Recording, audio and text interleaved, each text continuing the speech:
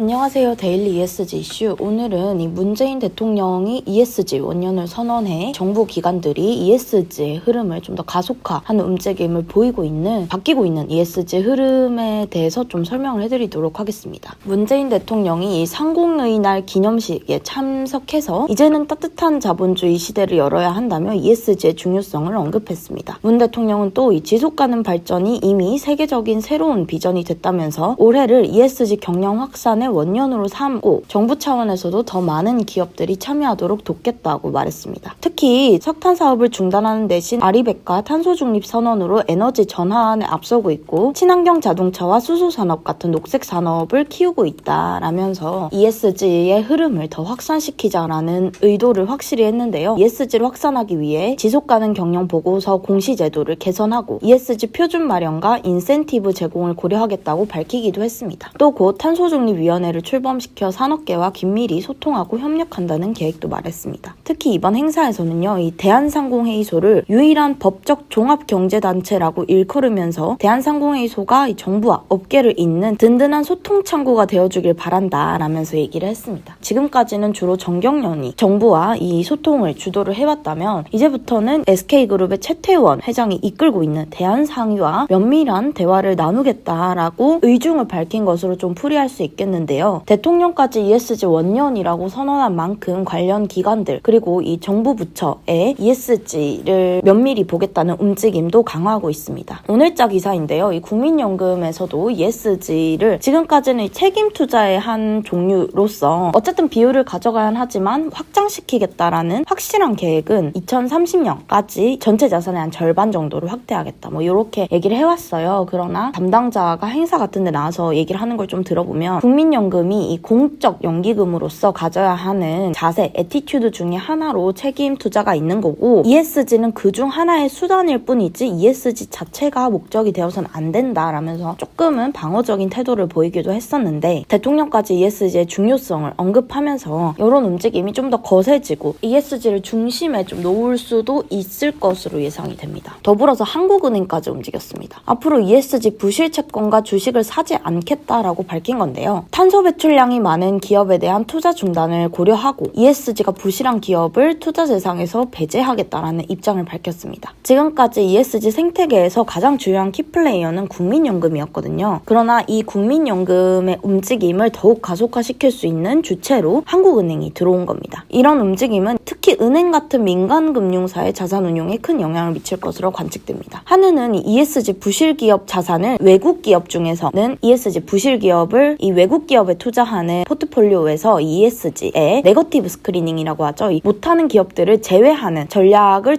적용하겠다라고 얘기를 했습니다. 지금은 4,301억 달러를 운영하면서 전 세계 중앙은행 9위에 해당하는 규모를 운영하고 있는데요. 앞으로 ESG 부실 기업을 블랙리스트에 올리고 투자를 자제하는 방안을 고려 중입니다. ESG 부실 기업은 이 MSCI ESG 등급을 기준으로 선별합니다. 해외 기업들의 ESG 등급으로서 좀 공신력이 있다라고 얘기가 되는 게 MSCI인데 이 등급을 이용해서 ESG 기준을 선별한다는 겁니다. 아직 국내 기업까지는 얘기하지 않았지만 국내 기업의 투자는 아마 이 네거티브 스크리닝을 적용하지 않을 것으로 보입니다. 오히려 포지티브 스크리닝 전략을 병행해서 잘하는 국내 기업들 그리고 해외 기업들에게는 ESG 투자를 늘린다라는 목적입니다. ESG라는 잣대를 국내와 해외에게 똑같이 들이댄다면 오히려 이 자본 비중이 해외로 더 나갈 수 있는 우려가 크거든요. 국내 기업들 중에서는 아직 ESG에 잘 대응하지 못하는 기업도 있고 이 리스크 관리라든지 이런 갑자기 ESG 등급이라는 잣대를 들이대기에는 조금 이른감이 있기 때문에 해외 기업을 중심으로 투자 포트폴리오를 개편한다라는 입장을 밝힌 것으로 보입니다. 이에 한국거래소도 ESG 지수를 더 만들겠다고 나섰습니다. 기후변화 주가 지수를 내놓는다는 건데요. 이 지수가